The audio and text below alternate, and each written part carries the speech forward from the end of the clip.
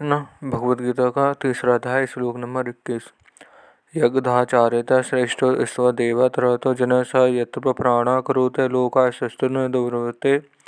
इसका हिंदी अर्थ है, श्रेष्ठ मनुष्य जो आचरण करता है दूसरे मनुष्य वैसा वैसा ही आचरण करते हैं। वह जो कुछ प्रमाण कर देता है दूसरे मनुष्य उसी के अनुसार आचरण करते हैं। उदाहरण के लिए कर्म के स्वरूप की दृष्टि से झाड़ू लगाना छोटा कर्म और व्याख्यान देना बड़ा कर्म प्रतीत होता है, एवं कर्म फल की दृष्टि से कम दान करने का कम पुण्य और अधिक दान करने का अधिक पुण्य प्रतीत होता है।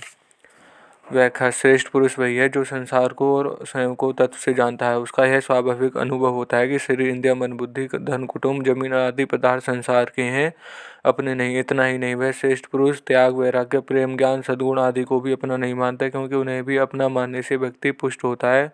जो तत्व प्राप्ति में बाधक हैं, मैं त्यागी हूँ, मैं वैरागी हूँ, मैं सेवक हूँ, मैं भक्त हूँ आदि भाव भी व्यक्तित्व को पुष्ट करने वाला होने के कारण तत्व प्राप्ति में बाधक होती है। श्रेष्ठ पुरुष में व्यष्टि अहंकार तो होता ही नहीं और समष्टि अहंकार व्यवहार मात्र के लिए होता है, जो संसार की सेवा में लगा रहता है, क्योंकि अहंकार भी संसार का ही है। संसार से मिले हुए शरीर, धन, परिवार, पद, योग्यता, अधिकार आदि सब पदार्थ सदुपयोग करने अर्थात दूसरों की सेवा में लगाने के लिए ही मिले हैं। उपभोग करना और उन पे अपना अधिकार जमाने के लिए जो उन्हें अपना और अपने लिए मानकर इनका उपभोग करता है, उसको भगवान चोर कहते हैं। ये सब पदार्थ समष्टि के ही हैं, व्यष्टि के कभी किसी प्रकार का नहीं। वास्तव में इन पदार्थों से हमारा कोई संबंध नहीं है। श्रेष्ठ पुरुष के अपने कहलाने वाले शरीर आदि पदार्थ स्वतः स्वाभाविक संसार की सेवा में लगती हैं। संपूर्ण प्राणियों के हित में उसकी स्वाभाविक प्रवृत्ति होती है। देने के भाव से समाज में एकता, प्रेम उत्पन्न होता है और लेने के भाव से संघर्ष उत्पन्न होता है। देने का भाव उद्धार करने वाला और लेने का भाव पतन करने वाला होता है। शरीर को मैं, मेरा और तथा मेरे लिए मन से ही लेने का भाव उत्पन्न होता है।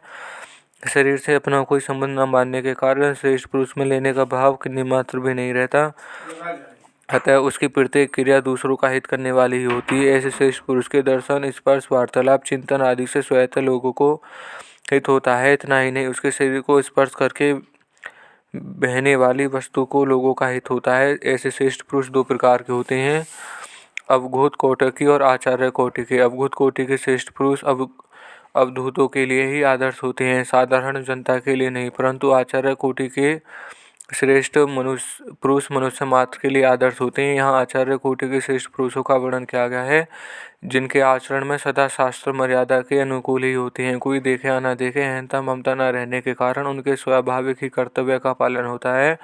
जैसे जंगल में कोई पुष्प खिला और कुछ समय के बाद मुरझा गया और सूख कर गिर गया, उसे किसी ने देखा नहीं, फिर भी उसने अपनी ओर सुगंध फैलाकर दुर्गंध का नाश किया है। इसी तरह श्रेष्ठ पुरुष में संसार मात्र का स्वाभाविक ही बहुत उपकार हुआ करता है, चाहे कोई समझे या ना समझे। कारण है कि व्यक्तित्व अहंता मिट जाने के कारण भगवान की उस पालन शक्ति से साथ उनकी एकता हो जाती है, जिसके द्वारा संसार मात्र का हित हो रहा है। जैसे एक ही शरीर के सब अंग भिन्न भिन्न होने पर भी एक ही हैं, ऐसे ही संसार के सब प्राणी भिन्न भिन्न होने पर भी एक ही हैं। जैसे शरीर का कोई भी पीड़ित अंग ठीक हो जाने पर संपूर्ण शरीर का हित होता है, ऐसे ही मर्यादा में रहकर प्राप्त वस्तु, समय, परिस्थिति आदि के अनुसार अपने कर्तव्य का पालन करने वाले मनुष्य के द्वारा संपूर्ण संसार का स्वतः हित होता है। श्रेष्ठ पुरुष के आचरणों और वचनों का प्रभाव स्थूल रीति से पड़ता है, जो सीमित होता है, परंतु उसके भावों का प्रभाव सूक्ष्म रीति से पड़ता है, जो असीम होता है। कारण यह है कि क्रिया जो सीमित होती है पर भाव असीम होता है। श्रेष्ठ पुरुष जिन भावों को अपने आचरणों में लाता है, उन भावों का दूसरे मनुष्य पर बहुत प्रभाव पड़ता है। अपने वर्ण, आश्रम, संप्रदाय आदि के आचरणों का अच्छी तरह से पालन, इनके कारण उसके द्वारा कहे जाने वाले वचनों का दूसरे वर्ण, आश्रम, संप्रदाय आदि के लोगों पर भी बहुत प्रभाव पड़ता है।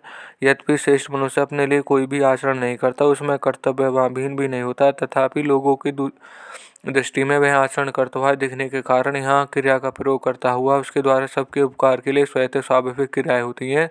अपना कोई स्वार्थ न रहने के कारण उसकी छोटी बड़ी प्रत्येक क्रिया लोगों की स्वतः हित करने वाली होती है। यद्यपि उसके लिए कोई कर्तव्य नहीं है और उसमें करने का अभिमान भी नहीं है, तथापि उसके द्वारा स्वतः स्वाभाविक सुचारू रूप से कर्तव्य पालन होता है। इस प्रकार उसके द्वारा स्वतः स्वाभाविक लोक संग्रह होता है।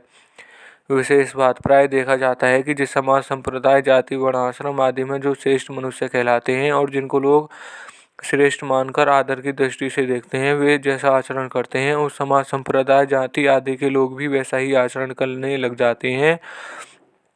अंतकरण में धन और पद का महत्व एवं लोक के रहने के लोग अधिक धन वाले तथा ऊंचे पद वाले पुरुषों को श्रेष्ठ मानते लेते हैं, उन्हें बहुत आदर की दृष्टि से देखते हैं। जिनके अंतकरण में जड़ वस्तुओं का महत्व, वे मनुष्य वास्तव में ना तो स्वयं श्रेष्ठ होते हैं और ना श्रेष्ठ व्यक्तियों को समझ ही सकते हैं। जिसको वे श्रेष्ठ समझते हैं यह भी वास्तव में श्रेष्ठ नहीं होता। यदि उनके हृदय में धन का अधिक आदर है और उन पर अधिक धन वालों का ही प्रभाव पड़ता है, जैसे चोर पर चोरों के सरदार का ही प्रभाव पड़ता है, वास्तव में श्रेष्ठ न होने पर भी लोगों द्वारा श्रेष्ठ मान लिए जाने के कारण उन धनी एवं उच्च पदाधिकारी पुरुषों के आचरण का समाज में स्वतः प्रचार हो जाता है।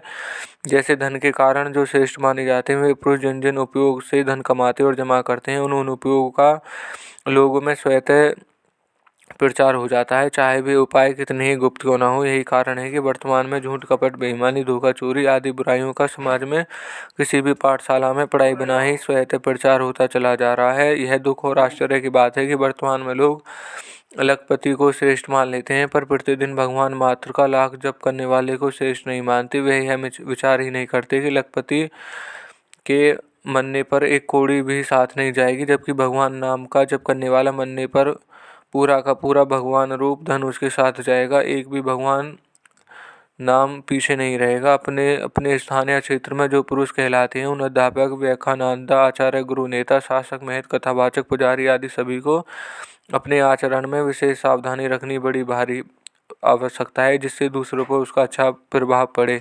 इसी प्रकार परिवार के मुख्य व्यक्ति को भी अपने आचरणों में पूरी सावधानी रखने की आवश्यकता है। कि कारण है कि मुख्य व्यक्ति की और सबकी दृष्टि होती है। रेलगाड़ी के चालक के समान मुख्य व्यक्ति पर विशेष जिम्मेवारी रहती है। रेलगाड़ी में बैठे अन्य व्यक्ति सोए भी रह सकते हैं, पर चालक को सदा जागृत रहना पड़ता है। उसकी थोड़ी भी असावधानी से दुर्घटना हो जाने की संभावना रहती है। इसलिए संसार में अपने अपने क्षेत्र में श्रेष्ठ माने जाने वाले सब पुरुषों को अपने आचरणों पर विशेष ध्यान रखने वाली बहुत बड़ी आवश्यकता है, जिसके अंतकरण में कामना, ममता, आसक्ति, स्वार्थ, पक्षपात आदि दोष नहीं है और नाशवान पदार्थों का महत्व या कुछ भी लेने का भाव नहीं है। ऐसे मनुष्य के द्वारा कही जाने हुए वचनों का प्रभाव दूसरों पर स्वतः पड़ता है और वे उसके वचन अनुसार स्वयं आचरण करने भी लग जाते हैं। यहाँ यह शंका हो सकती है कि जब आचरण की बात कह दी तब प्रमाण के कहने की क्या आवश्यकता है और प्रमाण की बात कहने पर आचरण के कहने की क्या आवश्यकता है। इसका समाधान यह है कि यद्यपि आचरण मुख्य होता है, तथापि एक ही मनुष्य के द्वारा